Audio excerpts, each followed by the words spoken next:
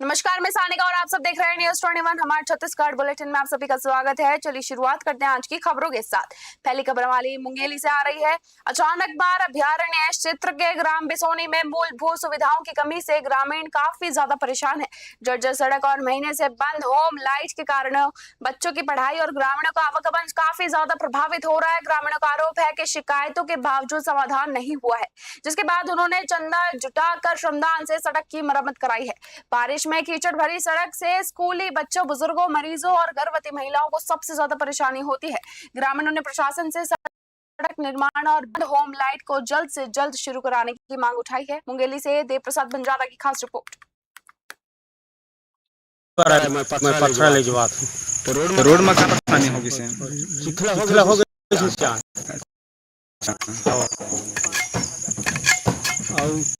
और परेशानी है, वही परेशानी है खरबरथन। वो कोई ध्यान नहीं दे, मैं कोई है परेशानी होता है। स्कूल आए बार, घर में आए बार, उसके बाद से बोला था मैं पता लग बात गड्ढन खिला हो गई से। और हमारा बहुत दिक्कत देखे ना, पैदल ट्रेंगे ले बन थे नहीं कुछ, इतना चिखला लेकर छुआ जाए बार भी दिक्कत थे। स्कूल भी जाए छोटी कर देखे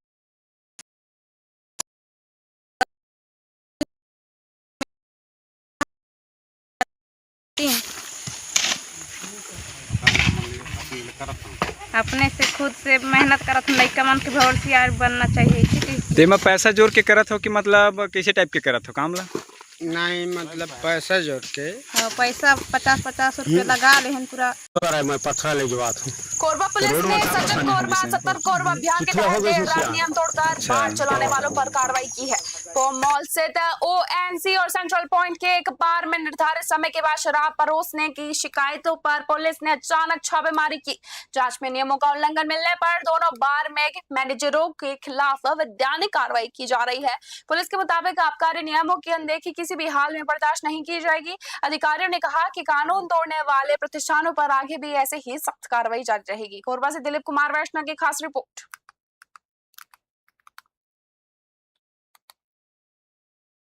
मुख्यमंत्री विष्णुदेव साय ने रायपुर के डुमरत राई के नवीन थोक बाजार फेज 2 के लोकार्पण किया है। इस अवसर पर उन्होंने घोषणा की कि परिसर का नामकरण सरदार वल्लभ भाई पटेल के नाम पर किया जाएगा और यहां उनकी 15 फीट ऊंची प्रतिमा स्थापित होगी। मुख्यमंत्री ने कहा कि आधुनिक थोक बाजार व्यापार, निवेश और रोजगार को नई दिशा देगा। करीब 36 एकड़ में विकसित इस परियोजना के पहले चरण में 536 दुकानें और दूसरे चरण में 154 व्यवसायिक दुकानें बनाई गई है। कार्यक्रम में कई मंत्री, जनप्रतिनिधि, व्यापारी और बड़ी संख्या में नागरिक मौजूद रहे। रायपुर से ब्यूरो रिपोर्ट। मुख्यमंत्री विष्णुदेव साय ने रायपुर में शासकीय सेवकों के लिए वेतन के विरुद्ध अल्पावधि ऋण योजना का शुभारंभ किया है। मुख्यमंत्री ने कहा कि इस योजना से कर्मचारियों को आकस्मिक जरूरतों के समय बिना अधिक ब्याज के तुरंत वित्तीय सहायता मिल सकेगी। योजना ई कोष प्रणाली से जुड़ी पूरी तरह डिजिटल और पेपरलेस होगी, जिसमें कर्मचारी ऑनलाइन आवेदन कर सकेंगे। वित्त मंत्री ओपी चौधरी ने बताया कि पायलट चरण में 73,000 से अधिक कर्मचारियों ने पंजीयन कराया, जबकि 27,000 कर्मचारी सुविधा का लाभ उठा चुके हैं। कार्यक्रम में वरिष्ठ अधिकारी और बड़ी संख्या में कर्मचारी मौजूद रहे। रायपुर से ब्यूरो रिपोर्ट।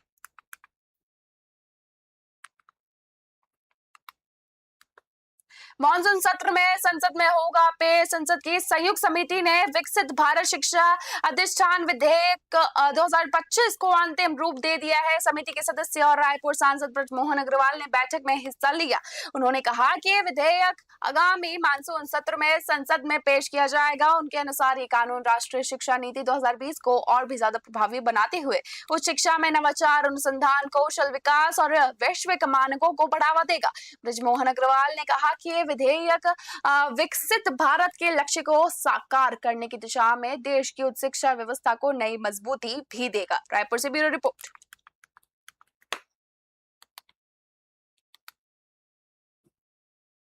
मुख्यमंत्री विष्णुदेव साय ने आरंग विधानसभा के समोदा में 128 करोड़ रुपए से अधिक के विकास कार्यों का लोकार्पण किया और भूमि पूजन भी किया। इस दौरान उन्होंने एक पेड़ मां के नाम 2.0 अभियान के तहत पौधरोपण किया। सरस्वती साइकिल योजना के तहत छात्राओं को साइकिल वितरित की और मेधावी विद्यार्थियों को सम्मानित भी किया गया। मुख्यमंत्री ने समोदा स्कूल में अहता निर्माण, पंचायत भवन में प्रथम तल, तुलसी हाई स्कूल के उन्नयन और रीवा में 4 करोड़ रुपए की लागत से स्टॉप डैम निर्माण सहित कई विकास कार्यों की घोषणा भी की। आरंग से ब्यूरो रिपोर्ट।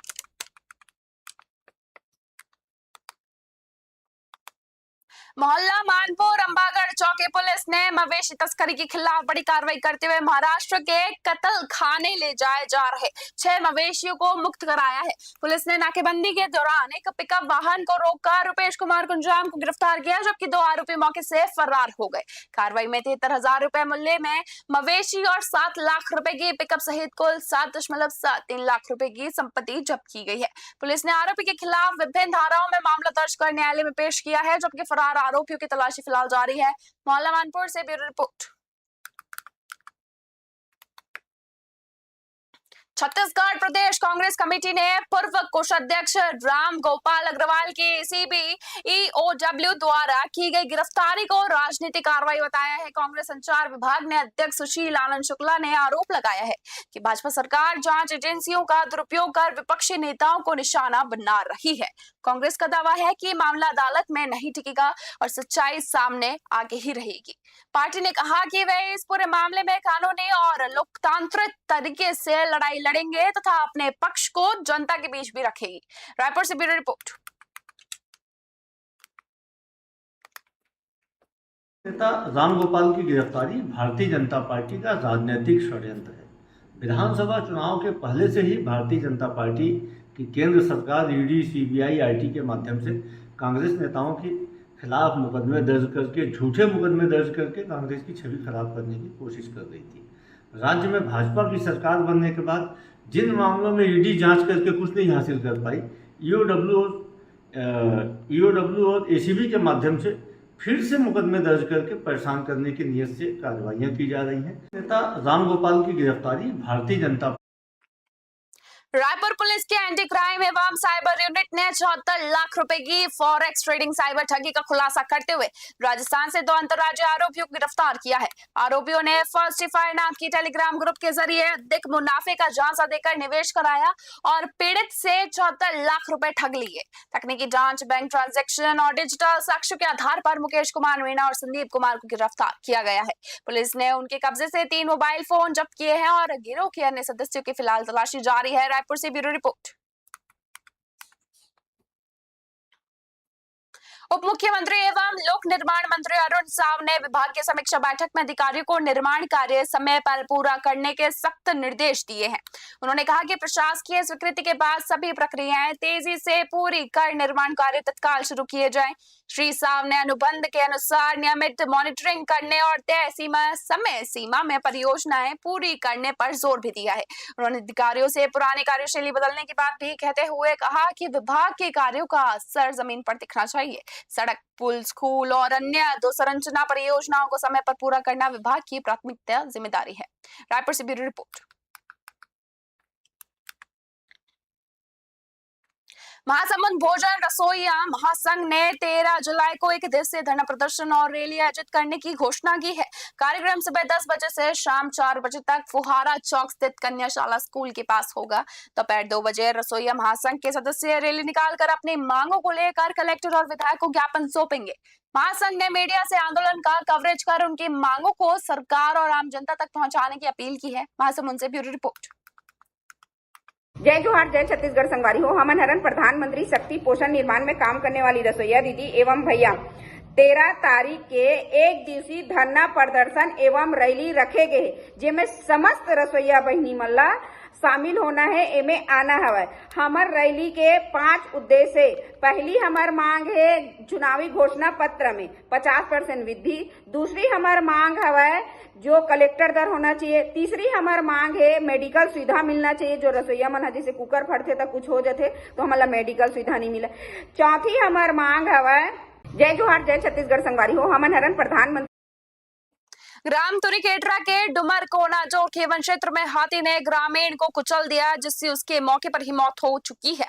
वन विभाग के अनुसार क्षेत्र में 9 जंगली हाथियों का दल लगातार विचरण कर रहा था। हाथियों की निगरानी के लिए थर्मल ड्रोन, गज संकेत ऐप, मुनादी और रात्रि गश्त की व्यवस्था की गई है। मृतक की पत्नी को वन विभाग ने तत्काल 25,000 रुपए की सहायता राशि प्रदान की है। प्रशासन ने लोगों से हाथियों से दूरी बनाए रखने और सतर्क रहने की अपील की है। कोरबा से दिलीप कुमार वैष्णव की खास रिपोर्ट आप सब देख रहे हैं।